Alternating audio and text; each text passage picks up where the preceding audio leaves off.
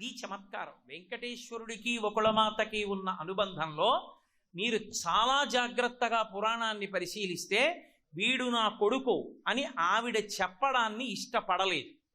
ఆయన పరమాత్మ అని చెప్పింది. ఆయన నాకు తల్లి అన్నాడు. ఎందుకని? ఒక అవతారంలో వరం ఇచ్చాడు కాబట్టి ఈ అవతారంలో దాన్ని పూర్తి చెయ్యాలి కాబట్టి తన ధర్మం తాను నెరవేర్చాడు. ఇప్పుడు ఆవిడ ఎంత పెద్ద మాట అందంటే, నువ్వు ఎందుకు ఏడుస్తున్నావు వెంకటేశ్వర? నువ్వు ఏడవడానికి కారణం ఏమిటో చెప్పు. మనోగతం వదాదేశం, అసలు నీ మనసులో ఏముంది ఆదేశించు. నీకెవరి వల్ల కష్టం వచ్చింది? ఎవరైనా కన్నెపిల్లని చూసి ఇష్టపడ్డావా? నాకు చెప్పు, నేను ఎడతాను, రాయబారిగా దూతగా పెడతాను అని. వదాదేశం గౌరవం మయమాకృతాహ, చెప్పనంటావా? నా మీద ఒట్టు. నా మీద ఒట్టే కాదు, గౌరవం బలరామస్య. ఆవిడ ఎప్పుడు చెప్పినా వెంకటేశ్వరుడు నా కొడుకని చెప్పలా, దేవకీ వసుదేవుల కొడుకని చెప్పింది. అందుకే మీ అన్న బలరాముడి మీద ఒట్టు, దేవకీ వసుదేవయోహో, దేవకీ వసుదేవుల మీద ఒట్టు. అంతేకాదు, నువ్వు ఎవరు?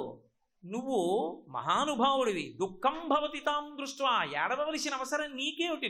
నువ్వు ఏడుస్తూ కనబడితే నాకు ఏడుపు వస్తుంది, కాబట్టి నువ్వు ఏడవద్దు అని ఆవిడ ఓ మాట అంది.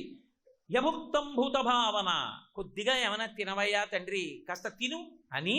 సర్వలోకార్తి సంహర్త, అన్ని లోకముల యొక్క ఆర్తిని హరించగలిగిన వాడా, పుణ్యమూర్తే నమోస్తుతే, ఓ పుణ్యమూర్తి నీకు నమస్కరించుచున్నాను అంది. తల్లి భావనతో ఉంటే ఆ మాట అంటుందా? నేను నీకు నమస్కరించుచున్నానని కౌసల్య అందా ఎక్కడైనా? అనదు. వకుళమాత అంది. ఎందుకంది అంటే ఆవిడ దృష్టిలో వెంకటేశ్వరుడు కొడుకు కాడు, పరబ్రహ్మం. వెంకటేశ్వరుడి దృష్టిలో తల్లి. ఎందుకని? తనిచ్చిన మాట పూర్తయిపోవాలి కాబట్టి. నిజంగా తల్లి ఉంటుందా పరమేశ్వరుడికి? కానీ తల్లిగా గౌరవించాలి. కృష్ణావతారంలో మాట ఇచ్చాడు కాబట్టి మాట పూర్తి చేయడానికి ఈ మాట చెప్పాడు ఆయన. ఈ మాట చెప్పింది ఆవిడే. పోను అక్కడతో అయిపోయిందా? ఆయనే చెప్పాడు, అమ్మా గుర్రం ఎక్కి వెళ్ళమ్మా, నీకు కపిల తీర్థంలో కపిలేశ్వర లింగం కనపడుతుంది. శివానుగ్రహం లేకుండా ఏదీ సాధించలేమమ్మా. పరమశివలింగానికి అభిషేకం చెయ్యి, అభిషేకం చేసి నమస్కరించు. కళ్యాణం కురుమే దేవా, శివశంకరతే నమః, మా అబ్బాయికి పెళ్లి చేయించమని నమస్కారం చెయ్యమ్మా, నేను నమస్కారం చెప్పానని చెప్పమ్మా అన్నాడు. ఆవిడ వెళ్ళింది, కపిలలింగానికి నమస్కారం చేసి అగస్త్యాశ్రమానికి వెళ్ళింది. అసలు భవిష్యోత్తర పురాణంలో పెద్ద కీలకం అక్కడ చెప్పారు. వెంకటేశ్వరావతారానికి వకుళమాతకి ఉండే అనుబంధం గురించి అక్కడ చెప్పారు. ఆమె అగస్త్యాశ్రమంలో ఆ ధరణీదేవి యొక్క సేవకులు కొంతమంది, పద్మావతీదేవి చెలికెత్తెలు, ఆమె బాధపడుతోంది మళ్ళీ వెంకటేశ్వరుడు కనపడలేదని శివలింగానికి అభిషేకం చేయించడానికి వచ్చారు బృహస్పతి యొక్క వాక్కు మేరకి. అక్కడ కలుసుకుంది వకుళమాత. కలుసుకుని వాళ్ళని అడిగింది, మీ యొక్క చెలికెత్తే అయిన పద్మావతీదేవికి ఎవరు కనపడ్డారు, ఎందుకు జ్వరం వచ్చింది అని అడిగింది. ఎందుకు చేయిస్తున్నారు అభిషేకం అని. అప్పుడు పద్మావతీదేవి చెలికెత్తెలు వెంకటేశ్వర స్వామి వారి గురించి చెప్తూ ఆయన గొప్పతనం ఏమిటో, ఆయన ఎటువంటి వాడో చెప్పారు. చెప్పినప్పుడు వకుళమాత వాళ్ళతో మాట్లాడుతూ ఒక మాట చెప్పింది, నేను ప్రభాం న జానీద్య, నేను ఆ భగవానుడైనటువంటి శ్రీ మహావిష్ణువు యొక్క వైభవాన్ని తెలుసుకోలేకపోయాను. తెలుసుకోలేక ఒకానొకప్పుడు కృష్ణుడికి తల్లిగా ఉన్నాను యశోదగా. ఆ పిచ్చి పెట్టేసుకుని కృష్ణం ముకుందం తనయేతి మత్వా వృధా శరీరం పునరాగతం మమా అందావిడ. అంటే నేను వకుళమాతగా వెంకటేశ్వరుడికి తల్లిగా ఉన్నందుకు సంతోషిస్తున్నానని వకుళమాత చెప్పలేదు. ఆవిడ ఏం చెప్పిందో తెలుసా? వృధా శరీరం పునరాగతం మమ కృష్ణం ముకుందం తనయేతి మత్వా. ముకుందుడు అంటే మోక్షాన్ని ఇచ్చేవాడు. మోక్షమివ్వగలిగినటువంటి ముకుందుడైనటువంటి పరిపూర్ణావతారమైన కృష్ణుడికి ఒకనాడు పెంపుడు తల్లిగా ఉన్న నేను నందుడిలాగే ఆయన పరబ్రహ్మమని గుర్తిరిగి ఉంటే మళ్ళీ పుట్టవలసిన అవసరం ఉండేది కాదు. పిచ్చి పెట్టుకుని తల్లివి అన్న పిచ్చి పెట్టుకుని మళ్ళీ ఇంకా నీకు తల్లిగా ఉంటానని అడిగాను. ఏమైంది దానికి ఫలితం? వృధా శరీరం పునరాగతం మమ, మళ్ళీ శరీరంతో రావలసి వచ్చింది. అసలు నిజంగా నేను ఈ వెర్రి కోరిక కోరి ఉండకపోతే నేను ఎప్పుడో భగవంతుని యందు ఐక్యమైపోయి ఉండేదాన్ని అని తాను తల్లిగా పిలవబడినందుకు ఆమె ఆక్రోశించింది. నేను ఇలా రావడం పొరపాటైంది, రాకుండా ఉంటే నేను భగవంతుని యందు ఐక్యమైపోయేదాన్ని అంది. దాని అర్థం ఏమిటంటే ఊర్ధ్వముఖ చలనం. ఏదో వినాయకుడికి పార్వతీ పరమేశ్వరులతో అనుబంధం ఎలా ఉంటుందో అన్ని దేవతా స్వరూపాలకి ఉన్నటువంటి తల్లిదండ్రులతో అనుబంధం అలా ఉండదు. అది మారుతుంది ఒక్కొక్క కాలంలో. అది ఆరోహణ ప్రక్రియ యందు ఎవరు తల్లిదండ్రులుగా ఉన్నారో వాళ్ళు అలా అనిపించుకున్నందుకు భగవంతుని ఎందు చేరిపోతారు. అదే వినాయకుడికి పార్వతీ పరమేశ్వరులతో అలా ఉండదు. ఎందుకనంటే అవన్నీ పరబ్రహ్మస్వరూపాలే. అవి వైభవాన్ని ఆవిష్కరింపచేస్తాయి.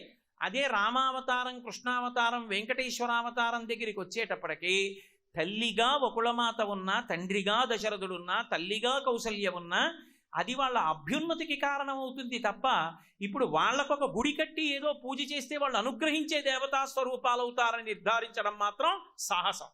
కాబట్టి ఏమైంది అంటే ఆవిడ చిట్ట చివరికి ఈ మాట చెప్పి ధరణీదేవి దగ్గరికి వెళ్ళింది. ధరణీదేవి అడిగింది, ఎవరమ్మా వెంకటేశ్వరుడు, అసలు ఎక్కడుంటాడో, ఆ పిల్లాడికి తల్లి ఎవరు, తండ్రి ఎవరు నాకు చెప్పవలసింది అని అడిగింది. అడిగితే నేనే ఆయన తల్లిని అని చెప్పాలి.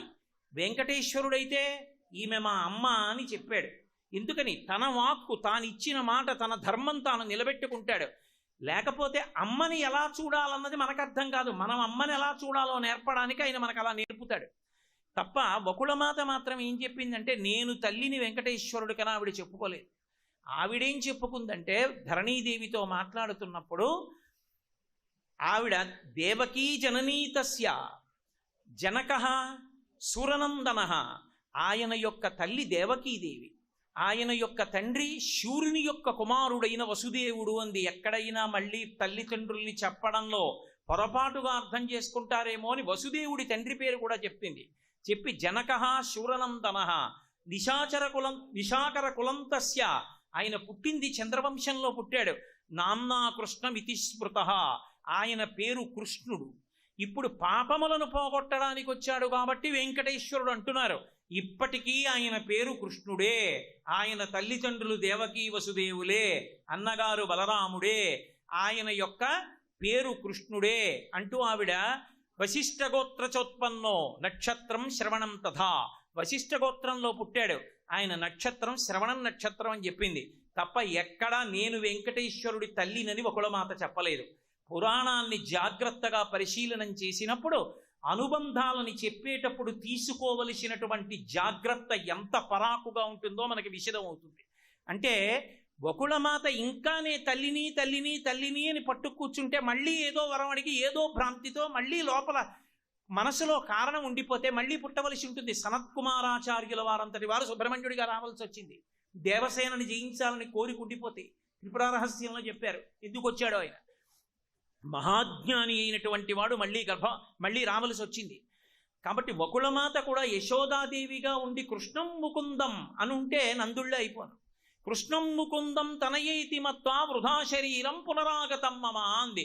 కృష్ణుడు ముకుందుడని గుర్తెరగలేకపోయాను, మళ్ళీ తల్లిగా ఉండాలనుకుని వృధా శరీరంతో మళ్ళీ వచ్చానండి. ఈవిడ వైపు నుంచి ఇప్పుడు తెలుసుకుంది పరబ్రహ్మం అని, అందుకని ఆయన ఎందు ఐక్యం అవుతుంది.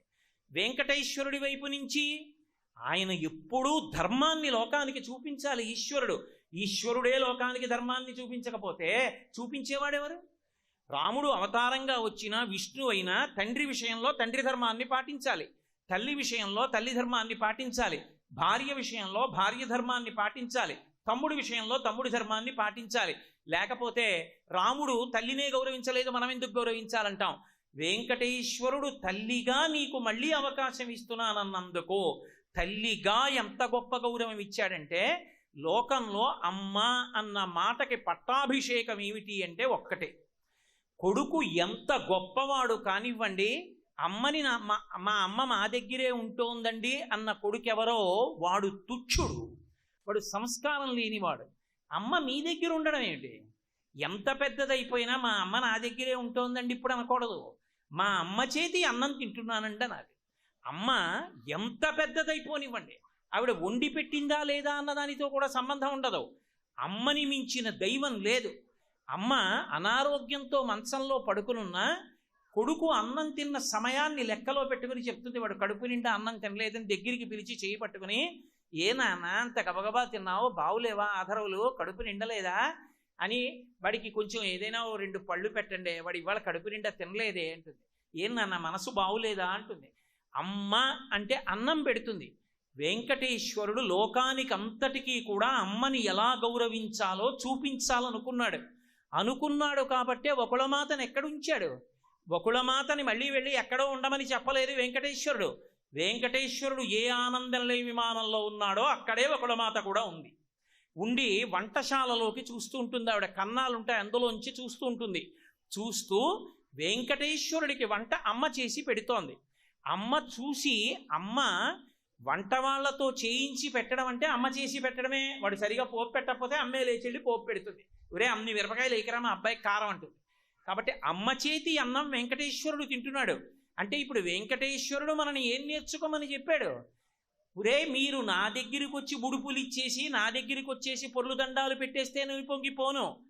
అమ్మని తీసుకెళ్లి వృద్ధాశ్రమంలో చేర్చడం అనేటటువంటి ప్రక్రియ ఈ దేశంలో ఆగిపోతే, వృద్ధాశ్రమాలు మూతబడిపోతే, ఎవరి తల్లిని తండ్రిని వాళ్ళు చూసుకుంటే, నువ్వు ఎక్కడ ఉన్నవాడవు అక్కడే ఉండి గోవిందా అన్నా నేను నిన్ను అనుగ్రహిస్తాను. మీ అమ్మని వృద్ధాశ్రమంలో చేర్చి నా దగ్గరికి వస్తే నిన్ను అనుగ్రహించాను. నేను మా అమ్మ చేతి అన్నం తింటున్నాను. నేను ఎక్కడున్నానో మా అమ్మ అక్కడే ఉంది, మా అమ్మతోనే కలిసి ఉన్నాను. అందుకే మీరు చూడండి, భవిష్యోత్తర పురాణం జాగ్రత్తగా చదవండి. ప్రతి కీలక ఘట్టంలో వెంకటేశ్వరుడు తల్లిని కలుపుకుంటూ ఒక మాట చెప్పాడు. వెంకటేశ్వరుడు తల్లిని కలుపుకుంటూ ఒక మాట చెప్పాడు. త్వమ్మే మాతా పితా దేవి భ్రాత మతులయేవచ అన్నాడు. అమ్మ నువ్వు నాకు అమ్మవే కాదమ్మా, ఈ అవతారంలో నాకు అన్నైనా తమ్ముడైనా మేనమామైనా తల్లి అయినా తండ్రి అయినా నువ్వే, ఇంకొకళ్ళు లేరమ్మా అన్నాడు. ఎందుకని? ఆవిడకొక్కరికే వరం ఇచ్చాడు కాబట్టి ఆవిడకొక్కటికే ఆ స్థానం ఇచ్చాడు.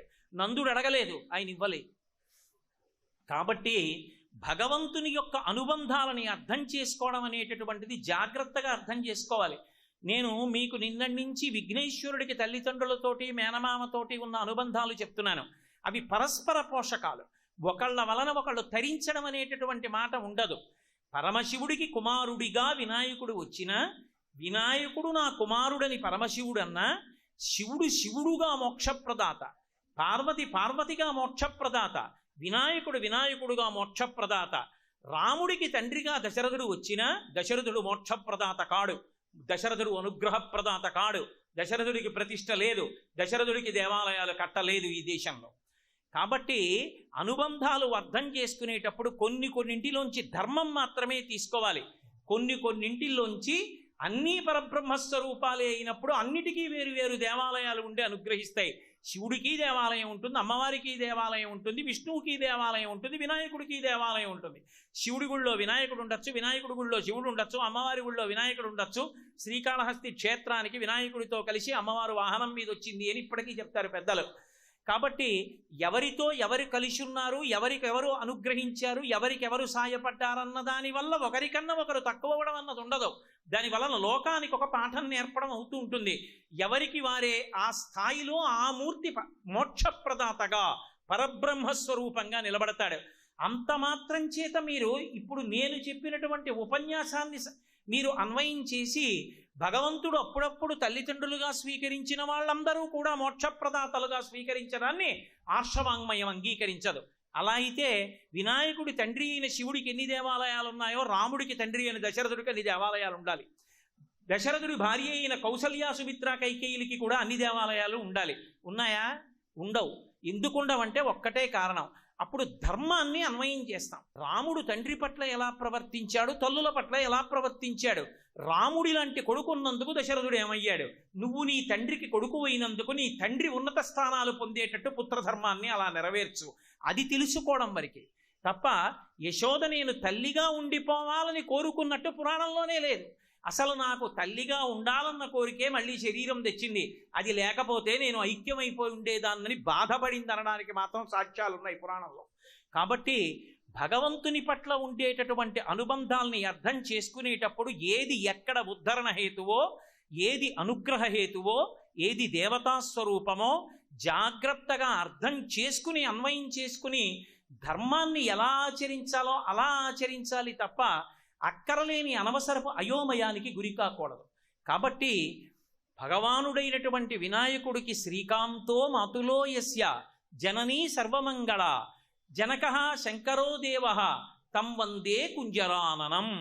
ఓ కుంజరాననం అంటే కుంజరహ, ఒక్క ఏనుగుకే అనేకమైనటువంటి పేర్లు ఉన్నాయి. కుంజరము అన్న పేరు ఎందుకు వచ్చింది అంటే దానికి కణతల కింద చిన్న చిన్న సొట్టలు ఉంటాయి ఏనుగుకి ఉండి, అందులోంచి మదజలం కారుతుంది. కారినప్పుడు తుమ్మెదలు వాళ్తాయి. తుమ్మెదలు కూడా చమత్కారంగా వాళ్తాయి. ఆడ తుమ్మెదల్ని ముందెళ్ళమంటాయి. ప్రేమతో మదజలాన్ని తాగిస్తాయి. వచ్చి వాళ్తే అది దాని చెవులతో తరువుకుంటుంది. ఆ తరిమినప్పుడు సీతాకోక చిలుకలు మళ్ళీ తుమ్మెదలు లేచిపోతూ ఉంటాయి. అది వినాయకుడి యొక్క విజయం అని చెప్పి దాని మీద అబ్బో ఎన్ని శ్లోకాలు వచ్చాయో లోకంలో. అలా అందమైనటువంటి మదధారలు కారుతూ ఉంటాడు ఆయన. ఆ తంబందే కుంజరాననం, ఏనుగు ముఖమున్నవాడా అని కీర్తించారు. ఏనుగు ముఖం ఉంటే ఏమిటి గొప్పతనం? ఏనుగుకి ఒక లక్షణం ఉంటుంది. పెద్ద పని చెయ్యగలిగినా ఆయనే, చాలా చిన్న పని చెయ్యాలన్నా ఏనుగే. రెండిటి విషయంలోనూ కూడా కౌశలం ఏనుగుదే.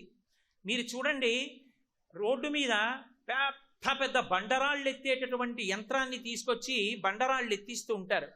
ఆ బండరాళ్ళు ఎత్తించేటటువంటి యంత్రాన్ని తీసుకొచ్చి కుట్టుడు సూదినో లేకపోతే చిన్న గుడ్డు సూదినో ఎత్తమన్నారనుకోండి, అది ఎత్తలేదు.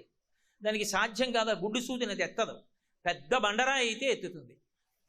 ఏనుగు ఒక్కదానికి ఉన్న లక్షణం ఏమిటంటే అది దాని తొండంతో దేవదారు దుంగని ఎత్తి అవతల బారేస్తుంది. కింద పడి ఉన్నటువంటి సూదిని తన చిన్న చిన్న కన్నులతో చూస్తూ తొండంతో పట్టి పైకెత్తి దానికి గుచ్చుకోకుండా మీకు గుచ్చుకోకుండా మీ చేతిలో పెడుతుంది. సూక్ష్మ బుద్ధి.